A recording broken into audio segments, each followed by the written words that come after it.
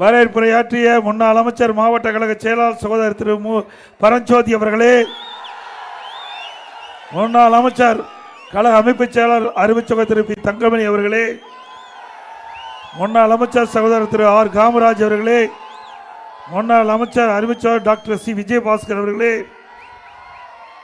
மற்றும் முன்னாள் அமைச்சர் திரு கோகிலேந்திரா அவர்களே, முன்னாள் அமைச்சர் கழக அமைப்பு செயலாளர் திருமதி எஸ் வளர்மதி அவர்களே, முன்னாள் அமைச்சர் என்ஆர் சிவபதி அவர்களே, மாவட்ட கழக அறிவிச்சார் குமார் அவர்களே, மாவட்ட கழக அறிவிச்சார் சீனிவாசன் அவர்களே மற்றும் கழக அமைப்பு செயலாளர் முன்னாள் அரசு கொறடா சகோதரர் திரு ஆர் மனோகரன் அவர்களே, முன்னாள் எம்பி திரு எம் சி தாமோதரன் அவர்களே, திரு தாடிமா ராஸ் அவர்களே, முன்னாள் அமைச்சர் அண்ணன் கே கே பாலசுப்ரமணியம் அவர்களே, திரு பொன் செல்வராஜ் அவர்களே, திரு ஜெயம் கே ஸ்ரீதர் அவர்களே, திரு ஆர் புல்லட் ஜான் அவர்களே, திரு எஸ் சேவியார் அவர்களே, திரு சுந்தரராஜன் அவர்களே, திரு டைமண்ட் ஜி திருப்பதி என்கிற திருவேங்கடம் அவர்களே, திருமதி பிரியா சிவகுமார் அவர்களே, திரு எம் செல்வராஜ் அவர்களே, திரு ஏ நடராஜ் அவர்களே, திரு எல் ஜெயக்குமார் அவர்களே, திரு எஸ் பி முத்துக்கருப்பனே, திரு கடிகை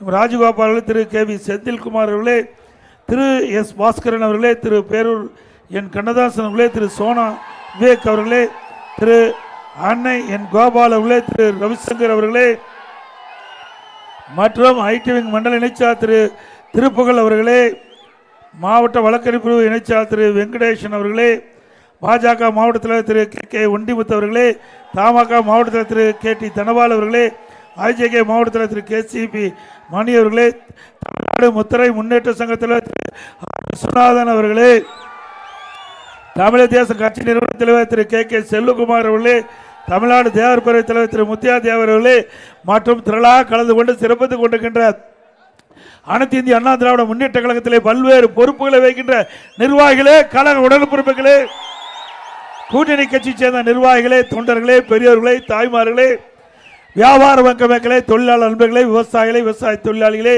பத்திரிகையாளர், ஊடகங்களே அத்தனை பேருக்கும் என்னுடைய முதற்க நன்றி கலந்த வணக்கம். மணி 9:30 ஆயிட்டுது.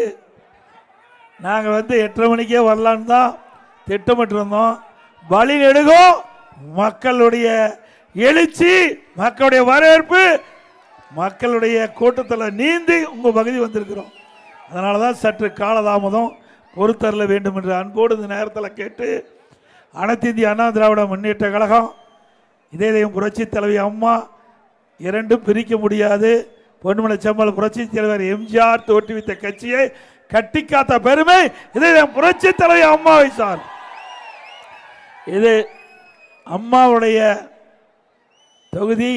அம்மா நின்று வெற்றி பெற்று முதலமைச்சரான தொகுதி ஸ்ரீரங்கம் தொகுதி. ஆக இது வரலாற்று சிறப்புமிக்க தொகுதியில் பேசுவதற்கு இறைவன் எங்களுக்கு அந்த பாக்கியத்தை கொடுத்தமைக்கு இறைவனுக்கு முதலில் நன்றியை சொல்லி, அனைத்து இந்திய அண்ணா திராவிட முன்னேற்ற கழகம் நம்முடைய இதயம் புரட்சி தலைவி அம்மா மறைவுக்கு பிறகு எவ்வளவு சோதனை சந்தித்தது என்பது உங்களுக்கு அத்தனை பேருக்கு தெரியும். இந்த இயக்கத்தை அழிக்க வேண்டும், உடைக்க வேண்டும், முடக்க வேண்டும் என்று இன்றைக்கு திட்டமிட்டவர்களெல்லாம் மூக்கு மேல் விரல் வைத்து அனைத்து இந்திய அண்ணா திராவிட முன்னேற்ற கழக அரசு கிட்ட பொழுது சிறப்பான ஆட்சி என்று பாராட்டு பெருமைக்கு உரிய அரசாங்கம் அண்ணா திமுக அரசாங்கம் இருந்தது. ஆக எவ்வளோ முயற்சி பண்ணி பார்த்தாங்க திரு ஸ்டாலின் அவர்கள் அண்ணா திமுக உடைக்கிறதுக்கு, அதை முடக்கிறதுக்கு, பல்வேறு வழக்குகள் போடுவதற்கு துணை நின்றதெல்லாம் பார்த்தாங்க. உங்களுடைய துணை கொண்டு, கழக நிர்வாகி தொண்டர் துணை கொண்டு அதை தூள் தூளாக்கப்பட்டு அனைத்து இந்திய அண்ணா திராவிட முன்னேற்ற கழக கட்சி பலம் பொருந்திய இயக்கமாக இன்றைக்கு தமிழகத்திலே உருவெடுத்திருக்கின்றது. இன்றைக்கு அனைத்து இந்திய அண்ணா திராவிட முன்னேற்ற கழகம் தான் 31 ஆண்டு காலம் தமிழ் மண்ணிலே ஆட்சி செய்த கட்சி, பொன்விழா கண்ட கட்சி. நாட்டு மக்களுக்காக எண்ணற்ற திட்டங்களை கொண்டு வந்து அதன் மூலமாக இந்தியாவிலேயே தமிழ்நாடு முதன்மை மாநிலம் என்ற நிலை உயர்த்திய அரசாங்கம் அண்ணா திமுக அரசாங்கம். இன்றைக்கு தமிழகத்தில் எத்தனையோ அரசாங்கம் மாறி மாறி வந்திருக்கும். ஆனால் அனைத்து இந்திய அண்ணா திராவிட முன்னேற்ற கழக ஆட்சி தான் நாட்டு மக்களுக்கு எண்ணற்ற திட்டங்களை கொண்டு வந்து அதனால் தமிழ்நாடு மக்கள் இன்றைக்கு ஏற்றம் பெற்றுக்கிறாங்க. தமிழ்நாடு மக்களுக்கு நிறைய நன்மை கிடைச்சிருக்கின்றது. இன்றைக்கு அண்ணா திமுக ஆட்சி என்ற இருந்த காரணத்தில்தான் ஏழை என்ற சொல் இல்லை என்ற நிலை உருவாக்குகின்ற திட்டத்தை கொடுத்து படிப்படியா ஏழைகளுக்கு உதவி செய்த அரசாங்கம் அதிமுக அரசாங்கம். இன்றைக்கு திராவிட முன்னேற்ற கழகம் ஆட்சிக்கு வந்து 51 மாதம் நிறைவு பெற்று விட்டது. இந்த 51 மாதத்தில் ஸ்ரீரங்கம் சட்டமன்ற தொகுதியில் ஏதாவது திட்டத்தை கொண்டாந்துருக்காங்களா? இதனால் இந்த பகுதி வளர்ச்சி அடைஞ்சிருக்குதா? இந்த பகுதி மக்களுக்கு நன்மை கிடைச்சிருக்குதா? இதே புரட்சி தலைவி அம்மா இந்த தொகுதியுடைய சட்டமன்ற உறுப்பினர் இருந்து நாட்டுடைய முதலமைச்சர் இருக்கும் போது எத்தனை திட்டங்களை கொண்டு வந்து இந்த ஸ்ரீரங்கம் சட்டமன்ற தொகுதி தமிழ்நாட்டுக்கு முன்மாதிரியான தொகுதியாக விளங்கியது. உண்மைதானே? இதெல்லாம் அதிமுக ஆட்சியில் நடந்தது. அதோட அனைத்து அண்ணா திராவிட முன்னேற்ற கழக ஆட்சியில் விலைவாசி உயராம பார்த்துக்கிட்டோம். இன்றைக்கு இதெல்லாம் நகர பகுதி, இரண்டாவது கிராம பகுதி, இரண்டும் நிறைந்த பகுதி ஸ்ரீரங்கம் சட்டமன்ற தொகுதி. இன்றைக்கு மக்கள் விலைவாசியால் கடுமையாக பாதிக்கப்பட்டுட்டாங்க. அந்த விலைவாசியை குறைப்பதற்கு இந்த அரசு எந்த நடவடிக்கை எடுக்கல. அதோட அனைத்து இந்திய அண்ணா திராவிட முன்னேற்ற கழக அரசு பொழுது அதை கட்டுப்படுத்துவதற்கு உரிய நடவடிக்கை எடுக்கப்பட்டது. அதனால் விலை கட்டுப்பாட்டுக்குள் இருந்தது. அரிசி விலை, பருப்பு விலை, எல்லாம் எண்ணி பாருங்க.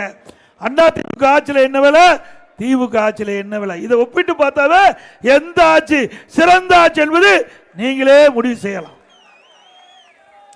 அதோடு அதிமுக ஆட்சியில் பல்வேறு திட்டங்களை நாங்கள் கொண்டு வந்தோம். பல திட்டங்களை இந்த அரசாங்கம் ரத்து செஞ்சிருக்குது. தாலிக்கு தங்க திட்டம், திருமண உதவி திட்டம் 25,000 50,000 தாலிக்கு தங்கம், ஒரு சவரன் 6 லட்சம் பேருக்கு அதிமுக ஆட்சியில் வழங்கப்பட்டது. அந்த திட்டத்தை ரத்து செய்த அரசாங்கம் திமுக அரசாங்கம் மீண்டும் அதிமுக ஆட்சி உங்கள் துணையோடு அமைக்கும். அப்பொழுது திராவிட முன்னேற்ற கழகம் ரத்து செய்த திருமண உதவி திட்டம், தாலிக்கு தங்கம் திட்டம் தொடரும். அது மட்டுமல்ல, இந்த திட்டத்தில் இருக்கிற மணப்பெண்ணுக்கு அருமையான பட்டு சேலை வழங்கப்படும், மணவனுக்கு பட்டு வேஷ்டி வழங்கப்படும்.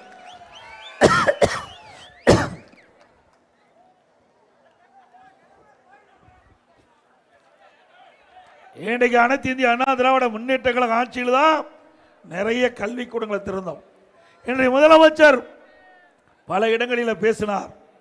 அதிமுக ஆட்சியில் ஒன்றுமே நடக்கல. 2011 2023 வரைக்கும் தமிழகத்தில் அதிமுக ஆட்சியில் எந்த திட்டத்தையும் கொண்டாடல, இதனால் மக்கள் நன்மை அடையவில்லை என்று ஒரு அவதூறு பிரச்சாரத்தை பரப்பிட்டு வந்தார். 10 ஆண்டுல அதிமுக ஆட்சியில் நம்முடைய சாதாரண ஏழை எளிய ஒடுக்கப்பட்ட நசுக்கப்பட்ட தாழ்த்தப்பட்ட கடை கோட்டில் இருக்கின்ற குடும்பத்தில் பிறந்த மாணவ மாணவி கூட பட்டப்படிப்பு படிக்கக்கூடிய சூழ்நிலையை உருவாக்கி தந்த அரசாங்கம் அதிமுக அரசாங்கம். ஒரே ஆண்டில் 11 அரசு மருத்துவக் கல்லூரி மருத்துவமனை கொண்டாந்து சாதனை படைச்சோம். அம்மா இருக்கின்ற பொழுது 6 அரசு மருத்துவக் கல்லூரி மருத்துவமனை. ஆக அதிமுக 10 ஆண்டுல திரு ஸ்டாலின் அவர்களே 17 அரசு மருத்துவக் கல்லூரி மருத்துவமனை கொண்டாந்து ஒரே 10 ஆண்டுல 17 அரசு மருத்துவக் கல்லூரி மருத்துவமனை கொண்டாந்து வரலாற்று சாதனை படைத்த அரசாங்கம் அதிமுக அரசாங்கம். ஆட்சிக்கு வந்து 4 வருஷம் ஆகுது. ஒரு மெடிக்கல் காலேஜ் கொண்டாட முடிஞ்சுதா? கொண்டாந்தாங்களா? கேட்டா மத்திய அரசு கிடைக்கலைங்கிறீங்க.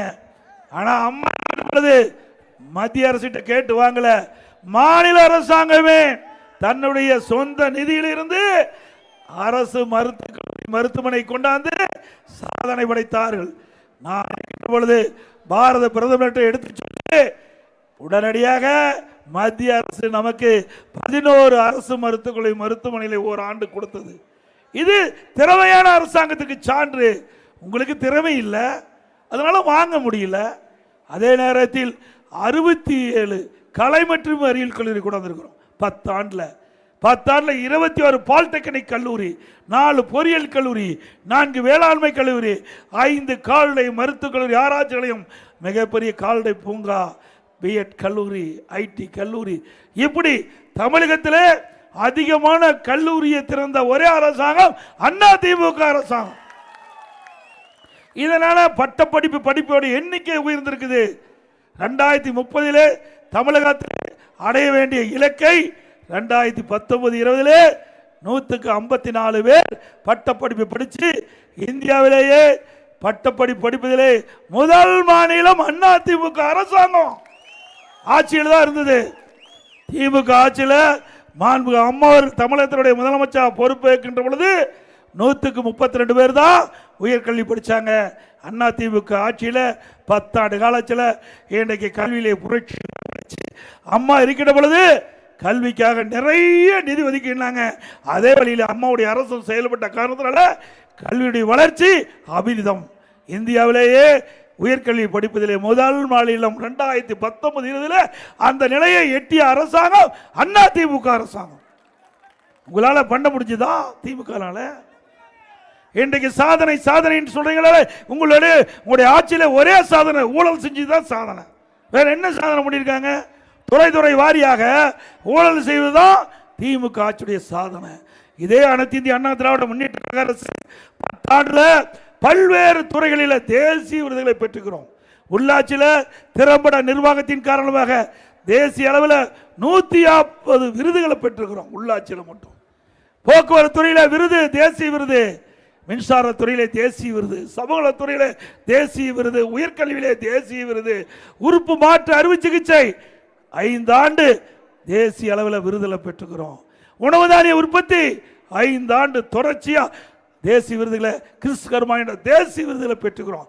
இப்படி அனைத்து இந்திய அண்ணா திராவிட முன்னேற்ற கழக ஆட்சியில் துறை துறை வாரியாக சிறப்பாக நிர்வாக திறமையின் காரணமாக செயல்பட்டதன் விளைவு தேசிய அளவில் பல விருதுகளை பெற்று இந்தியாவிலே ஒரு சிறந்த அரசாங்கம் என்ற பெயரை எடுத்த அரசாங்கம் அதிமுக அரசாங்கம். திமுக நிலையில் என்ன? நல்ல போதைப் பொருள் விற்குது. எங்க போதைப் பொருள் விற்குது. இன்றைக்கு தமிழ்நாடு முழுவதும் போதை நிறைந்த மாநிலமா திமுக ஆட்சியில் உருவானதுதான் இந்த ஆட்சியுடைய சாதனை. இன்றைக்கு ஓராண்டு திராவிட முன்னேற்ற கழகம் ஆட்சிக்கு வந்து அப்பொழுதே போதைப் பொருள் விற்பனை துவங்கிட்டது. உடனடியாக முதலமைச்சருடைய கவனத்திற்கு கொண்டு போனோம். சட்டமன்றத்தில் இதை பிரதான எதிர்க்கட்சி என்ற தலைவர் முறையில் எடுத்து சொன்னோம். ஊடகத்தின் வாயிலாக, பத்திரிகையின் வாயிலாக, அறிக்கையின் வாயிலாக தமிழகத்திலே போதைப் பொருள் விற்பனை அதிகரித்து விட்டது, அதை கட்டுப்படுத்த வேண்டும் அரசு என்று எச்சரிக்கை கொடுத்தோம். அதையெல்லாம் இந்த அரசாங்கம் பொருட்படுத்தல. இன்றைக்கு இந்த போதை ஆசாமியால் இன்றைக்கு எங்கே பார்த்தாலும் கொலை, கொள்ளை, திருட்டு, வழிப்பறிவு, பாலியல் வன்கொடுமை நடக்காத நாளே இல்லை. திறந்தன நடக்குது இல்ல, பத்திரிகையில் செய்தாலும் வருது. ஆக திராவிட முன்னேற்ற கழகம் திறமையற்ற அரசாங்கம் என்பதை இந்த நாடு உணர்த்தி கொண்டிருக்கிறது. அது மட்டுமில்லை, இன்றைக்கு நம்முடைய முதலமைச்சர் அவர்கள் தொலைக்காட்சியில் தெரிவிக்கிறார், இளைஞர்களே போதையின் பாதையில் செல்லாதீர்கள் என்று. எப்போ அவர் போதைக்கு அடிமையாகி மாணவர் இளைஞர்கள்லாம் சீரழிஞ்ச பிறகு அவருக்கு உபதேசம் சொல்றார். நாங்கள் சொல்லிக்கிட்ட போதே இதை நடவடிக்கை எடுக்கப்பட்டிருந்தா இந்த மாணவர்கள், இளைஞர்கள், பொதுமக்கள் இந்த போதைக்கு அடிமையாக இருக்க மாட்டாங்க. இன்னும் ஒரு 10 நாளைக்கு முந்தி துணை முதலமைச்சர் திரு உதயநிதி போதைக்கு ஒழிப்பு உறுதிமொழி எடுக்கிறார். 30வது உறுதிமொழி எடுக்கிறார். இன்றைக்கு 4 ஆண்டுமா போதைப் பொருள் அமோக விற்பனை நடந்துகிட்டு இருக்குது. இப்போதான் போதைப் பொருள் ஒழிப்பு உறுதிமொழி எடுக்கிறார். இதோட முதல்ல டிஜிபி இருந்தார், யாருன்னு உங்களுக்கு தெரியும், பெற்று போயிட்டார். இந்த போதை பொருளை ஒழிப்பதற்கு 2.0, 3.0, 4.0 போட்டுக்கிட்டே ரிட்டையர் ஆகி போயிட்டார். அவரே அறிவிச்சது, டிஜிபி அவர்களே அறிவிச்சு தமிழ்நாட்டில் போதை ஒழிக்கப்படும், அதற்காக 2.0, 3.0, 4.0 கடைசியில் ரிட்டையர் ஆகி போனதான் மிச்சம். இதுதான் திமுக ஆட்சியுடைய நிலை. ஆக இன்றைக்கு காவல்துறை சுதந்திரமா செயல்பட விட மாட்டாங்க. அவருடைய கையில் கட்டப்பட்டிருக்குது. ஒரு செயலிலிருந்து அரசாங்கமா இந்த அரசாங்கம் இருந்து கொண்டிருக்கின்றது. இந்த அரசாங்கம் மாறினால்தான் சட்ட ஒழுங்கை காப்பாற்ற முடியும், தமிழக மக்கள் நிம்மதியாக வாழ முடியும். இன்றைக்கு சிறுமிக்கு பாதுகாப்பு இல்லை, முதியோருக்கு பாதுகாப்பு இல்லை. அப்படிப்பட்ட அவல நிலை இன்றைக்கு ஆட்சியாளர்களை பார்க்கப்படுகிறது. இதற்கெல்லாம் காரணம் போதைப் பொருள் நிறைந்த மாநிலமாக உருவாக்கிய காரணத்தினால்தான் இன்றைக்கு இப்படிப்பட்ட நிலைமை தமிழகத்தில் இருந்து கொண்டிருக்கும் என்பதை நேரத்தில் சுட்டிக்காட்ட விளைகின்றேன். அது மட்டுமல்ல, திராவிட முன்னேற்ற கழகம் தேர்தல் அறிக்கை 2021 525 அறிவிப்புகள் வெளியிட்டாங்க. இப்போ முதலமைச்சர் சொல்றார், அமைச்சர் பெருமக்கள் சொல்றாங்க 98% அறிவிப்புகள் நிறைவேற்றிருக்காங்களா? இன்னைக்கு 100 நாள் வேலை திட்டத்தை 150 நாளா உயர்த்தினாங்களா? மாதந்தோறும் கேஸ் சிலிண்டர் மானியம் 100 ரூபாய் கொடுக்கறாங்க, கொடுத்தாங்களா? பெட்ரோல் டீசல் விலை குறைக்கிறாங்களா, குறைச்சாங்களா? ரேஷன் கடையில் கூடுதலா சக்கரை ஒரு கிலோ போடுறாங்களா, போட்டாங்களா? அதே போல நம்முடைய மாணவர்கள் கல்விக்காக வங்கியில கடன் வாங்கி இருக்கிறாங்க, கடனை தள்ளுபடி பண்ணிருக்காங்களா வங்கியில? சரியா? அதோட நீட் தேர்வு ரத்துனாங்க. திராவிட முன்னேற்ற கழகம் ஆட்சிக்கு வந்த உடனே முதல் கையெழுத்து நீட் தேர்வு ரத்து பண்ணாங்களா? 4 வருஷம் முடிஞ்சு போச்சு, கதை பேசிக்கிட்டே இருக்கிறாங்க. இவருடைய அறிவிப்பை கேட்டு நம்முடைய மாணவர்கள் நீட் தேர்வுக்கு தயாராகாமல் இருந்ததுனால 25 விலை மதிக்க முடியாத மாணவனுடைய உயிர் போனதுதான் மிச்சம். அதுக்கு முழு பொறுப்பு திமுக தான். அது மட்டும் இல்ல, துணை முதலமைச்சர் உதயநிதி ஸ்டாலின் சொன்னார், நீட் தேர்வை ரத்து செய்வதற்கு ரகசியம் இருக்குன்னு சொன்னார். பாப்பா, ஸ்ரீரங்கத்தில் வந்து ரசித்து சொல்லிட்டு போ, மக்கள் கேட்கட்டும். எப்படி மக்களை ஏமாற்றுகிறார் என்பதை நீ எண்ணி பாருங்க. அப்படியே அழகா கவர்ச்சிகரமா பேசுவாங்க. இதெல்லாம் வாக்குகளை பெறுவதற்காக திராவிட முன்னேற்ற கழகம் போடுகின்ற நாடகம். இப்படி நாடகத்தை போட்டு தான் பேசி பேசி மக்களை ஏமாற்றி ஆட்சிக்கு வந்திருக்கிறாங்க. இதே திராவிட முன்னேற்ற கழக தேர்தல் அறிக்கையில் என்ன சொன்னாங்க? ஆட்சிக்கு வந்தவுடன் குடும்ப தலைவிக்கு மாதந்தோறும் 1000 உரிமை தொகை கொடுக்குறாங்க. எப்ப கொடுத்தாங்க? 28 மாசம் கழிச்சு கொடுத்தாங்க. அதுவும் சட்டமன்றத்தில் பிரதான எதிர்க்கட்சி என்ற முறையில் தொடர்ந்து சட்டமன்றத்தில் பேசி அரசுக்கு அழுத்தம் கொடுத்தோம். எங்களுடைய சட்டமன்ற உறுப்பினர் தொடர்ந்து இந்த அரசுடைய கவனத்திற்கு கொண்டாந்தோம். அதிமுக பொதுக்கூட்டத்தில் தொடர்ந்து பேசணும், அறிக்கையின் வாயிலாக வெளியிட்டோம், ஊடகத்தின் வாயிலாக வெளிப்படுத்தணும். வேற வழி இல்லாம திராவிட முன்னேற்ற கழக அரசு, திரு ஸ்டாலின் மாடல் அரசு, நாங்க கொடுத்த அழுத்தத்தில் தான் மாதந்தோறும் 1000 ரூபாய் கொடுக்குறாங்க. இந்த நம்முடைய தாய்மார்களுடைய கஷ்டத்தை பார்த்து கொடுக்கல திரு ஸ்டாலின். அண்ணா திமுக என்ற கட்சி இருந்ததுனால இந்த அரசுக்கு கொடுக்கப்பட்ட அழுத்தத்தின் காரணமாக தான் இந்த 1000 ரூபாய் கொடுத்தாங்க 28 மாசம் கழிச்சு. அதே நேரத்தில் இன்னும் ஒரு 20 நாளைக்கு முந்தி இதே முதலமைச்சர் ஒரு அறிவிப்பை வெளியிட்டிருக்கார். மேலும் 30 லட்சம் பேர்களுக்கு விதியை தளர்த்தி கொடுப்பதா சொல்றாங்க. இன்னும் 8 மாசம் தான் இருக்குது.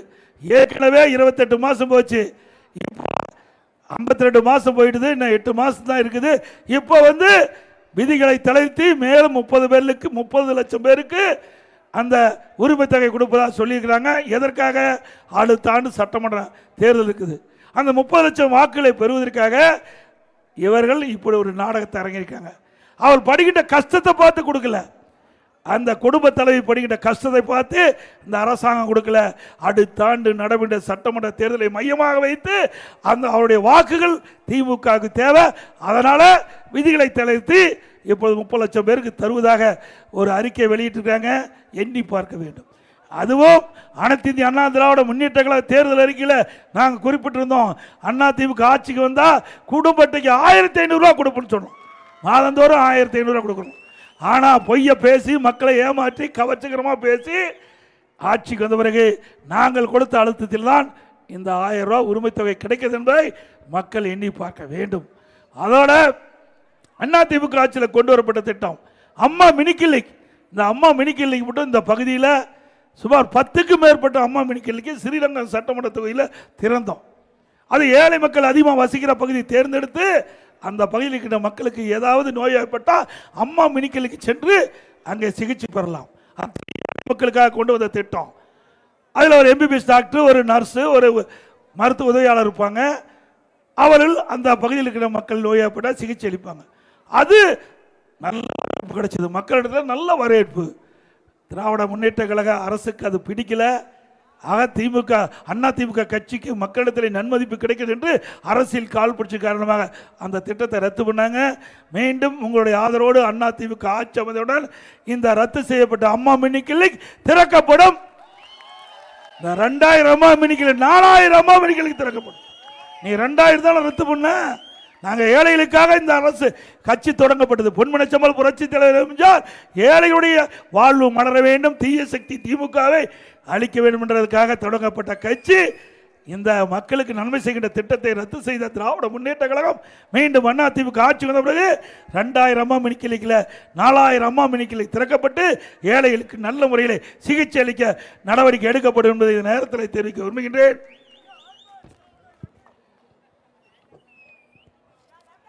அதே மாதிரி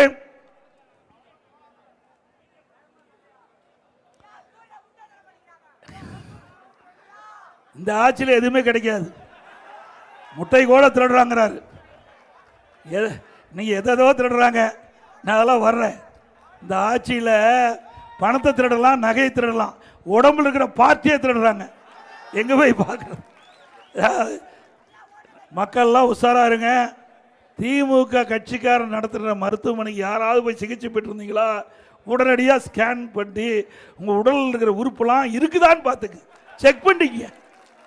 ஏன்னா உங்களுக்கு பத்திரிகையில் வந்திருக்குது, ஒரு எம்எல்ஏடைய மருத்துவமனையில் இந்த கிட்னி முறைகேடு நடந்ததாக வந்தது.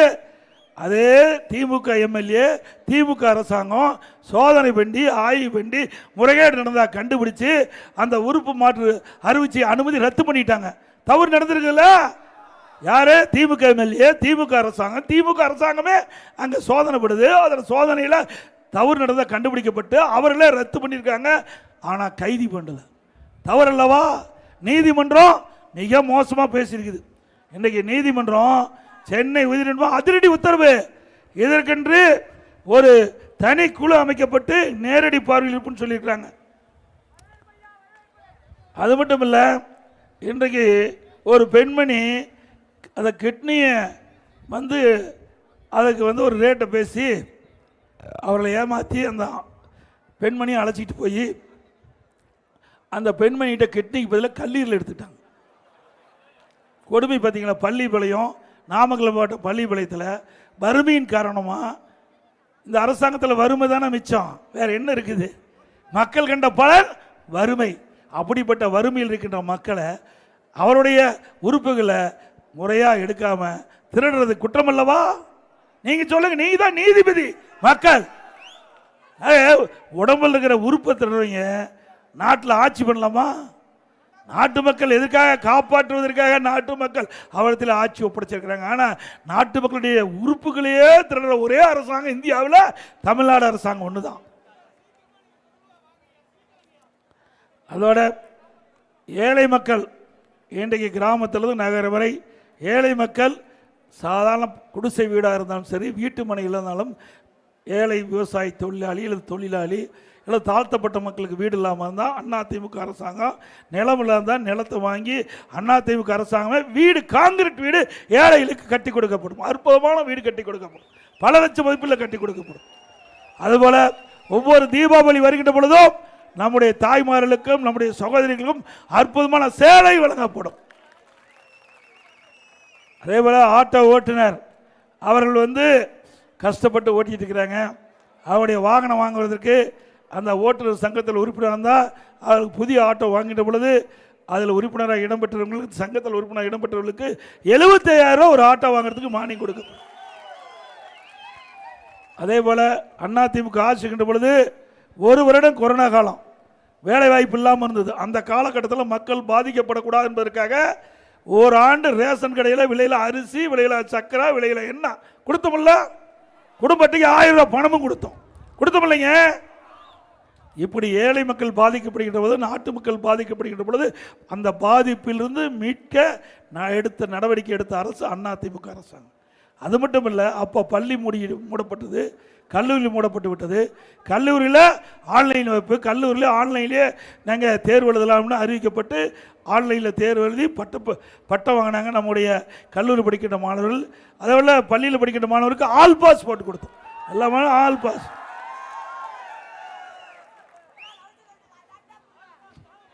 அதோட எப்பொழுது பார்த்தாலும் திமுக தலைவர் ஸ்டாலின், கூட்டணி கட்சி தலைவர்லாம் எடப்பாடி பழனிசாமி போய் பாரதிய ஜனதா கட்சிட்டு அடிமையாயிட்டாரு. எடப்பாடி பழனிசாமி சொந்தக்கார வீட்டில் ரெய்டு, அதனால் போய் அடிமையாயிட்டேன். எனக்கு சொந்தக்காரன் நிறையா இருக்கிறாங்க, அவர் வீட்டில் ரெய்டு ஆனால் எனக்கு என்ன பிரச்சனை? ஆக வேண்டுமென்றே திட்டமிட்டு அவதூறு பிரச்சாரத்தை பாரதிய ஜனதா கட்சி அவர்கள் கூட்டணி வச்சா நல்ல கட்சி. 1999ஆம் ஆண்டு நாடாளுமன்ற தேர்தலில் திமுக பாரதிய ஜனதா கூட்டணி வச்சதில்ல, நீங்கள் வச்சதில்லைங்க. அப்போ வெற்றி பெற்று மத்தியில் மரியாதைக்குரிய வாஜ்பாய் அவர்கள் பிரைம் மினிஸ்டராக இருந்தாங்க. அப்போ திமுகவை சேர்ந்த முரசொலி மாறன் அவர்கள் மத்திய அமைச்சர் ஆனாங்க. ஓட்டம் கருணாநிதி எப்படி கொஞ்சம் கொலவராரு. அப்போ திரு முரசொலி மாறன் கூட்டிருக்காருல்ல, இவர்கள் கூட்டு வச்சா நல்ல கட்சி, அதிமுக கூட்டு வச்சா மோசமா.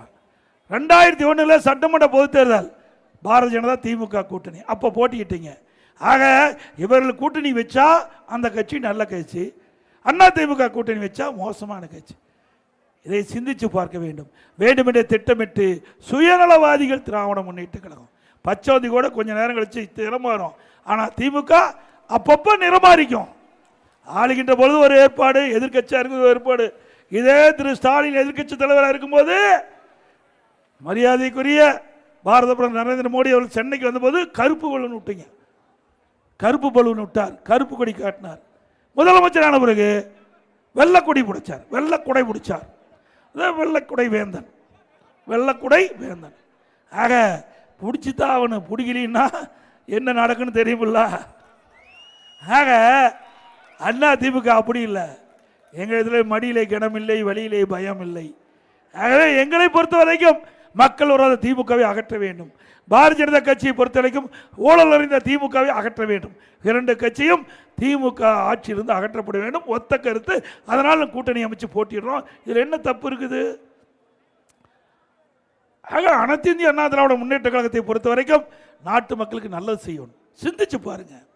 எனக்கு பாரதிய ஜனதா கட்சி மத்தியில் ஆட்சி செய்யும் போது நான் முதலமைச்சர் இருந்த பொழுது நிறைய திட்டங்களை பெற்றோம், நல்ல உறவோடு இருந்தோம். தேர்தல் நேரத்தில் தான் எதிர்கட்சியாக இருக்கணும், ஆளுங்கட்சியான பிறகு ஓட்டு போட்டு தேர்ந்தெடுத்த மக்களுக்கு நன்மை செய்யணும். அதுதான் ஒரு கட்சிக்கு அழகு, ஒரு அரசாங்கத்துக்கு அழகு. அப்படித்தான் நாங்கள் செயல்பட்டோம். மத்தியிலிருந்து பல திட்டங்களை கொண்டு வந்தோம், பல தேசிய நெடுஞ்சாலைகளை கொண்டு வந்தோம். ஒரே திட்டம் இந்தியாவில், ஒரு திட்டத்துக்கு 63,000 கோடி எந்த அரசாங்கமும் மாநில அரசு பெறல. தமிழ்நாடு அரசு மெட்ரோ ரயில் திட்டம் கட்டம் 2 பாரத பிரதமர் சொல்லி 63,000 கோடி ஒரு திட்டத்திற்கு நிதி பெற்ற அரசாங்கம் அதிமுக. இதுவரைக்கும் இந்தியாவில் ஒரு திட்டத்துக்கு 63,000 கோடி அனுமதி கொடுத்ததே மத்திய அரசு கிடையாது. அந்த அனுமதியை பெற்று தந்தது அதிமுக அரசு. அது மட்டும் இல்லை, பல்வேறு ரயில்வே மேம்பாலங்கள் நாங்கள் தான் கொண்டாந்தோம். அதை விட இங்கே இருக்கிறத நம்ம காவிரி ஆறு, இதிலெல்லாம் மாசுபட்ட நீர் அந்த காலத்தில் ஒரு 50-60 ஆண்டுக்கு மேலே தொழிற்சாலையெல்லாம் கம்மி, நகரத்திலிருந்து வெளியேறுகின்ற நீரெல்லாம் கம்மியாக இருந்தது. இப்போ மேட்டூர் அணையில் திறக்கப்படுகிற நீர் இங்கே காவிரி ஆற்றிலே கடலில் போய் கலக்கிறது. அப்பொழுது காவிரி ஆற்றின் 2 கரையோரம் இருக்கின்ற நகரத்திலிருந்து வெளியேறுகின்ற அசுத்த நீர் காவிரி நதியிலே கலந்து நதி நீர் மாசுபடுகிறது. இன்னைக்கு 20 மாவட்ட மக்கள் குடிநீர் ஆதாரம் இருப்பது காவிரி நதி நீர். ஆக மாசுபட்ட நீர் வயலில் பாய்ச்சி கொடுப்பது பயிர்கள் பூச்சியில் இன்னைக்கு சேதமடைகிறது. ஆக பயிரும் பாதிக்கிறது, மக்களும் பாதிக்கிறாங்க. ஆக காவிரி ஆறு, கிளையாறுகள், பவானி ஆறு, நொய்யல் ஆறு, அமராவதி ஆறு, இன்னும் பல்வேறு ஓடையிலிருந்து வெளியேறுகின்ற நீரெல்லாம் அசுத்த நீர் இந்த காவிரி ஆற்றிலே கலந்து மாசுபடுகிறது என்று எங்களுக்கு கிடைத்தவுடன் நான் முதலமைச்சர் அந்த காலத்தில் ஒரு விரிவான திட்ட அறிக்கை தயார் பண்ணி நடந்தாய் வாலி காவிரி என்ற பெயர் சூட்டி பாரத பிரதமரை சந்தித்து, நீங்கள் எப்படி கங்கையை சுத்தமாக அந்த நதி இருக்கீங்களோ அது மாதிரி காவிரி நதிநீர் எங்களுடைய ஜீவ நதி, அந்த நதிநீர் தூய்மையாக இருக்க வேண்டும், மக்கள் குடிக்கின்ற நீர், விவசாயத்திற்கு பாசனம் பெறுகின்ற நீர் தூய்மையாக இருக்க வேண்டும் என்று கோரிக்கை வச்சுடுவேன். அதை ஏற்று 2 மேலவை மாநிலவை மேலவை 2ஐயும் கூட்டுக்குழு கூட்டத்தில், கூட்டு நாடாளுமன்ற கூட்டத்தில் மேதகு குடியரசுத் தலைவர் உரையில் இடம்பெற செய்து அதை அறிவிச்சாங்க. நடந்தாய் காவிரி திட்டம் தமிழகத்தில் நிறைவேற்றப்படும் என்று அறிவிப்பை கொடுத்தாங்க. திராவிட முன்னேற்ற கழக அரசு வந்த பிறகு இந்த திட்டத்துக்கு அவர்கள் தேர்தல் அறிக்கையில குறிப்பில்லை, அதனால மத்திய அரசுக்கு அழுத்தம் கொடுக்கல. நாங்கள் அழுத்தம் கொடுத்து இந்த ஆண்டு மத்திய அரசு அனுமதித்து நடந்தாய் வாலி காவிரி திட்டம் நிறைவேற்றப்படும் என்று 11,500 கோடி இன்றைக்கு மத்திய அரசு விடுவிச்சிருக்கு. இது அதிமுக சாதனை. இனி மேட்டூரில் திறக்கப்பட நீர் நம்ம ஸ்ரீரங்கம் பகுதியில் காவிரி ஆற்றில் சுத்தமான நீரை பருகலாம். அந்த திட்டத்தையும் அதிமுக ஆட்சியில் தான் கொண்டு வந்தோம். இப்படி பல திட்டங்களை கொண்டு வந்த அரசு அதிமுக அரசு. விவசாய பெருடி மக்களுக்கு 2 முறை வேளாண் பயிர்க்கடன் தள்ளுபடி செஞ்சிருக்கோம். 3 முறை மின்சாரம் கொடுத்தோம். ஏரி குளம் குட்டை அணை அனைத்தும் குடிமராமத்து திட்டத்தில் தூர்வாரணும். அதே போல இயற்கை சீற்றத்தால் விவசாயிகள் பாதிக்கப்படுகிற பொழுது அந்த விவசாயிகளுக்கு தேவையான நிவாரண உதவி கொடுத்து விவசாயிகளை காப்பாற்றிய அரசு அதிமுக அரசு. டெல்டா மாவட்டத்தை பாதுகாக்கப்பட்ட வேளாண் மண்டலம் அறிவித்தது அதிமுக அரசாங்கம். எல்லாம் சாதனை. இப்படி திமுக ஒரு சாதனையாவது இருக்குதா? சாதனை இருக்குது. திமுக ஆட்சி எல்லா துறையிலும் கொள்ளையடிச்சிட்டு இருக்குது. அதுதான் சாதனை.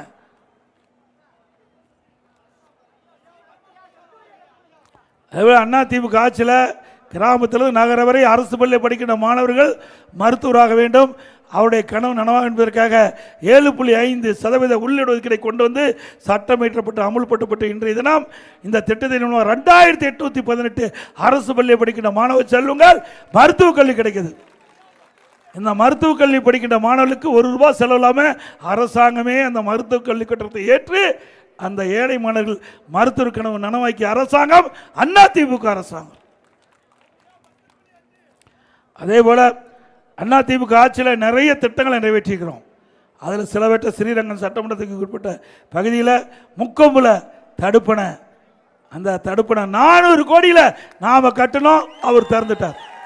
நாம் பெற்ற பிள்ளைக்கு அவர் பேர் வச்சுக்கிட்டு இருக்கார். மாண்பு அம்மா இருக்கின்ற பொழுது இந்த தொகுதியில் வேலைவாய்ப்பு கிடைக்க வேண்டும், தொழில் பெருக என்பதற்காக தமிழ்நாடு செய்தித்தாள் காகித நிறுவனம் TNBL ₹1500 கோடி மதிப்பில் ஆண்டொன்றுக்கு 2 லட்சம் டன் உற்பத்தி செய்யக்கூடிய திறனை கொண்டாந்தாங்க.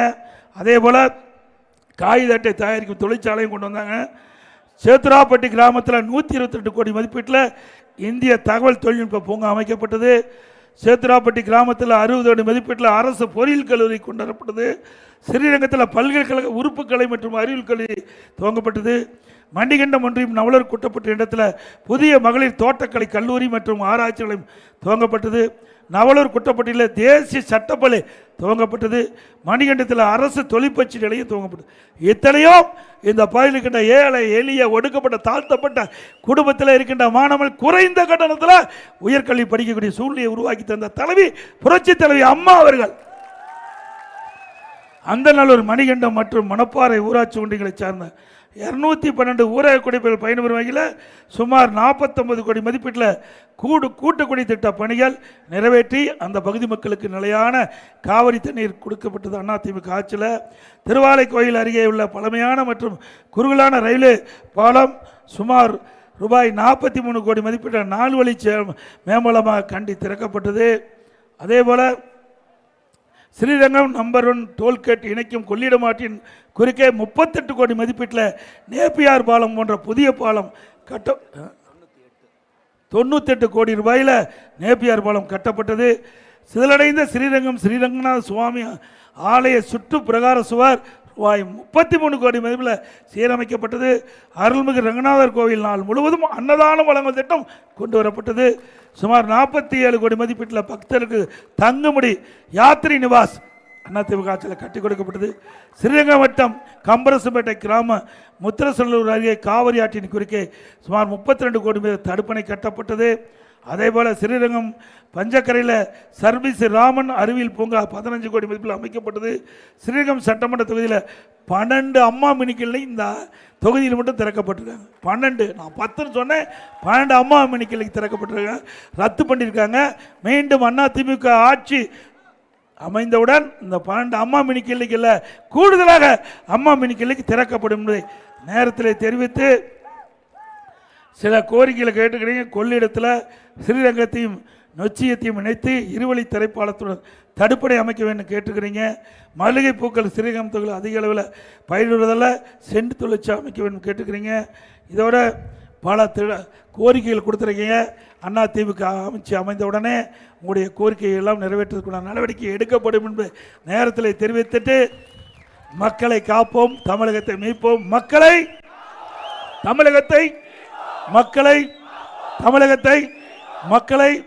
தமிழகத்தை பை பை ஸ்டாலின். நன்றி, வணக்கம்.